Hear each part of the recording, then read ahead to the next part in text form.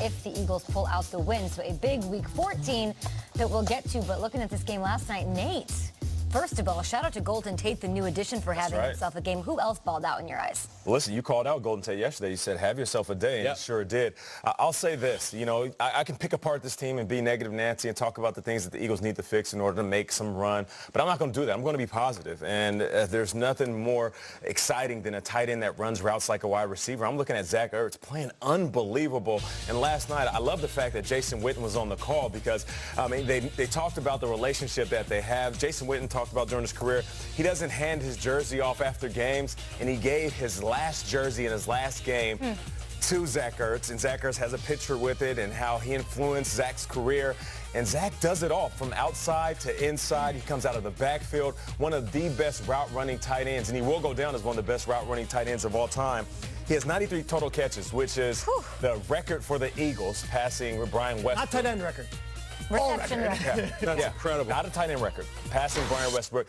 Unbelievable record. And here's the thing that I loved about it, having Jason Witten on the call. Jason Witten has 110, which is the tight end record in NFL history, and he is 18 catches away. So if he averages 5 catches a game over the next course of the rest of the course of the season, he's going to break it. He's averaging 8 a pop each game. So Zach Ertz, as much as we love pass-catching wide receivers and playmakers, you're one of the best in the business. He is an absolute matchup nightmare. Every time he's lined up against a corner, linebacker, safety, he is an absolute nightmare. I hate to ask, but Kelsey, Gronk, you're going Zach Ertz as the best tight end in football right now? Best route running tight end in football. These guys all have different skill sets. You know, Gronk is LeBron on a fast break. You can't stop him.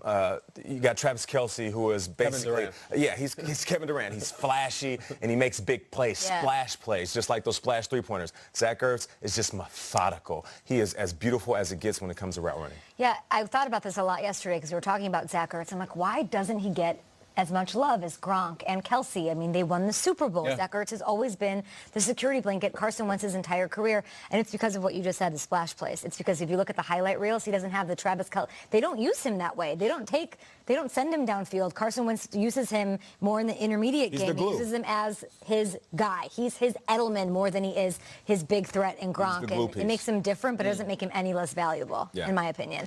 Well documented, my love for Darren Sproles. You guys know that. The password on my phone. Go Show the world. Put it in. Go ahead and put it in. Ding, ding, ding, ding, 43, 43, 43, 43, something like that, I love Darren Sproles. I could not believe he was active last night after being out for 3 months. And the fact that he scored a touchdown, looking spry, looking like he's 22, still making an impact. It is insane to me that Darren Sproles, at his age, is still the biggest home run hitter on this defending Super Bowl team. He just is. I hope he's healthy on a short week to face the Cowboys because he's a difference maker. My favorite player to watch, not only for what he means to his team and to like my growing up and loving football, but also to the position that he plays. Yesterday I was waxing poetically about Tariq Cohen and how important and special and great he is.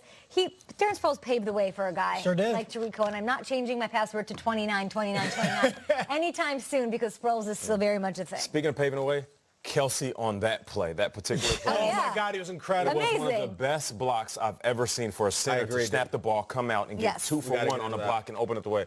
Jason Kelsey, you're a monster. My takeaway is, okay, what are the Eagles about right now? We're now in December, right? 2 straight wins. When I looked at the schedule before the season, I would assume you're going to beat the Giants, who were a 3-13 team last year, and you assume you're going to beat the Redskins at home, especially if Mark Sanders. What do you got, Philly? Because now we look forward, and the schedule is a gauntlet. But if you want to talk about a resilient group, remember who they played last year in the playoffs? They played Julio and Matt Ryan. Then they had to go and beat the Vikings after the Minneapolis Miracle, and then they beat Brady and Gronk and Belichick. But at Cowboys, at Rams, home against the Texans, who haven't lost since 2002, and then at Redskins. Yes, the Texans have not lost since 2000. I love it, Peter. Exaggeration. Put that in there. I don't think I remember the Texans losing. So to me, it's like resiliency and galvanizing. I expected them to win last night. I hate to take anything away from it, but you got to beat the Redskins at home with their second and then third string quarterback. What do you got now? And if ever there was a time for this Eagles team to look at each other and say, guys, we've done this before. Come on. We've been through worse. We didn't have Jason Peters last year. Clear. That's what it is. I look at it that way. I look at the big season as a whole.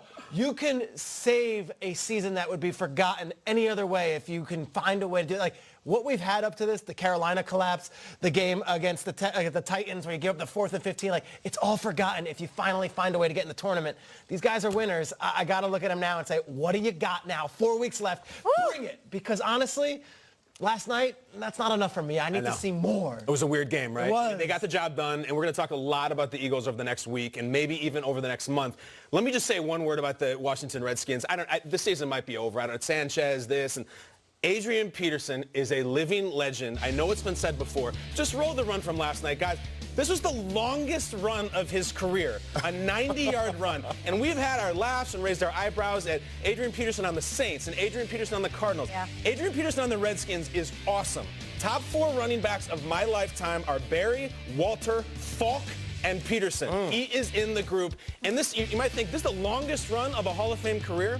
What was the longest before this, before 90 yards? Let's go back to the year 2012, guys. Week 15, 2012. We're listening to Gautier and Call Me Maybe and Adrian Peterson. Who's handing the ball, Peter? Was that Bollinger? Was lefty? I don't know who it was, but Peterson goes 82 yards through the St. Louis Rams in St. Louis, Missouri, and he's gone. You think, come on, all these years later, 6 years later, he's going to be on the Redskins with a longer run. I worked here that year. Okay, you were probably in the audience. I was in the tunnel. Someone was holding back the tacklers from him, too. It might have been you. And lastly, guys, I look at 33 years old, all right? Yeah. Has anybody 33 years old and older ever had a 90-yard run? No. But what is the longest run ever by somebody 33 years and older? Show me. Just go ahead and roll it. 1995, Steve Bleepin' Bono. Yes, the quarterback. Best. He's going to watch how the camera gets faked out. It's still faked out.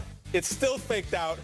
Bono has the ball downfield with Big Antonio saying, go. He's still 50 yards away. Guys, this is 1995. We're listening to Blues Traveler and I Can Love You Like That. And Bono, so my point is, Adrian Peterson just beat that dude who walked in from 75-something yards away. I love Adrian Peterson, the football player. I love the ball carrier. I will remember this season when he goes to Canton, Ohio, because it was awesome. 33-year-old and a 35-year-old balling out at the running back spot on Monday Night Football. You're right. Love that. We'll be back after this. Aaron Donald is having a monster